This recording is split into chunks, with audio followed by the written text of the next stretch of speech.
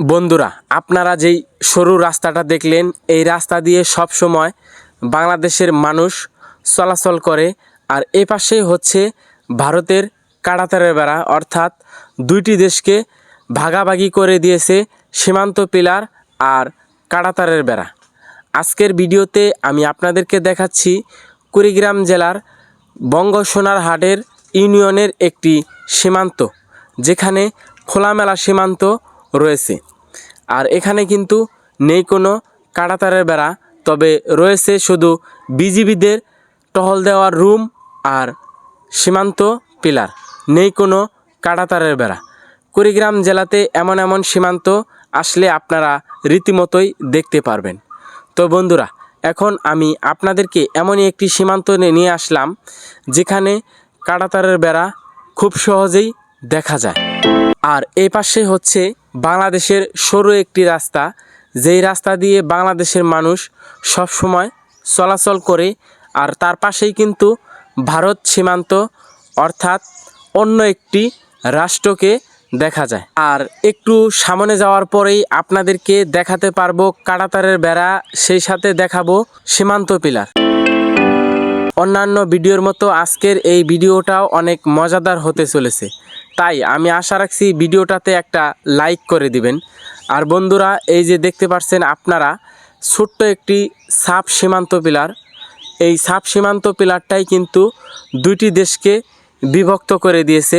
এপাশে হচ্ছে বিডি, আর এই রাস্তা দিয়েই কিন্তু সবসময় বাংলাদেশের মানুষ চলাচল করে। আর এপাশেই কিন্তু একটি গ্রামও রয়েছে, সেই সাথে এখানে একটি ব্রিজও কিন্তু দেখা যাচ্ছে। আর ব্রিজের পাশেই কিন্তু বিএসএফদের একটি টহল রুমও রয়েছে। বন্ধুরা, কুড়িগ্রাম জেলাতে এমন এমন অদ্ভুত সীমান্ত রয়েছে, যেটি কিনা আপনাদেরকে মন মুগ্ধ করে দিবে। সেই সাথে এখানে কিন্তু কাঁটাতারের বেড়াও রয়েছে। আর এই পাশে যে আপনারা রাস্তাটা দেখছেন, এটিও কিন্তু হচ্ছে ভারতের একটি খোলামেলা রাস্তা। ওই রাস্তাটা দিয়ে কিন্তু ভারতের মানুষ চলাচল করে, তবে নেই কোনো কাঁটাতারের বেড়া। এই পাশে কিন্তু কাঁটাতারের বেড়াটা রয়েছে, একটি ব্রিজও কিন্তু এখানে রয়েছে। আর এই রাস্তা দিয়ে বাংলাদেশের মানুষ চলাচল করে।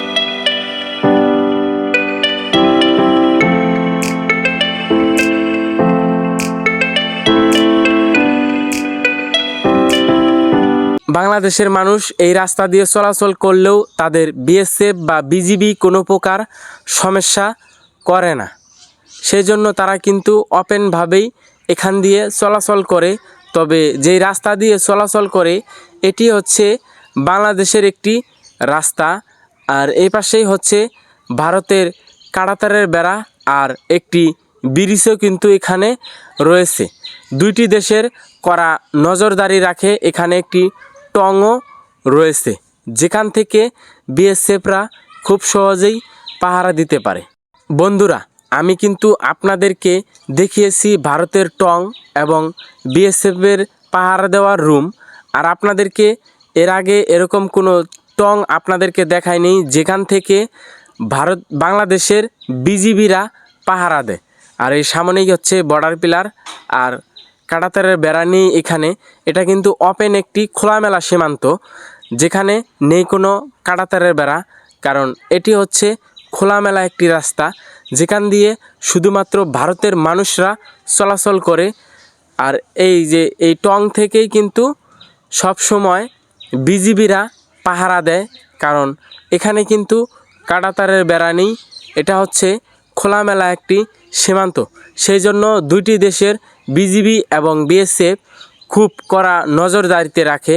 আর এখানে একটি বাংলাদেশের গ্রামও রয়েছে, আর সামনেই কিন্তু ভারতের একটি গ্রাম আপনারা দেখছেন।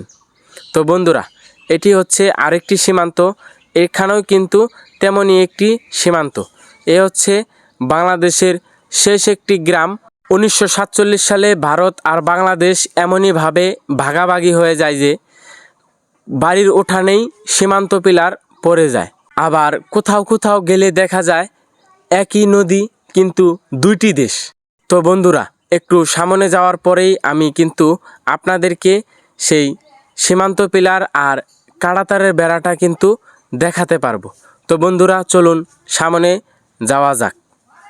তো আপনারা দেখছেন সামনেই কিন্তু কাঁটাতারের বেড়া, আর এই পাশেই হচ্ছে একটি বিডি 951 নাম্বার সীমান্ত পিলার। বন্ধুরা ছোট্ট একটা রিকোয়েস্ট থাকবে, ভিডিওটাতে একটা লাইক করে দিবেন। আর আপনারা দেখছেন এখানে একটি ছোট্ট বিএসএফদের পাহারা দেওয়ার একটি টং রয়েছে, সেই সাথে এই পাশেই কিন্তু হচ্ছে বিডি, অর্থাৎ দুইটি দেশকে ভাগাভাগি করে দিয়েছে এই সীমান্ত পিলারটা। পিলারের এই পাশেই বিডি, আর পিলারের এই পাশে রয়েছে ইন্ডিয়া 951 নাম্বার সীমান্ত পিলার। আর এই পানিগুলো যে দেখছেন এগুলো কিন্তু ভারতের, অর্থাৎ পুকুরটা কিন্তু ভারতের। আর এ পাশে হচ্ছে বাংলাদেশের একটি গ্রাম, যে গ্রাম থেকে আমি এখন আসলাম আর আপনাদেরকে দেখানোর চেষ্টা করছিলাম দুইটি দেশ কিভাবে অদ্ভুতভাবেই যেন ভাগাভাগি হয়ে গেছে।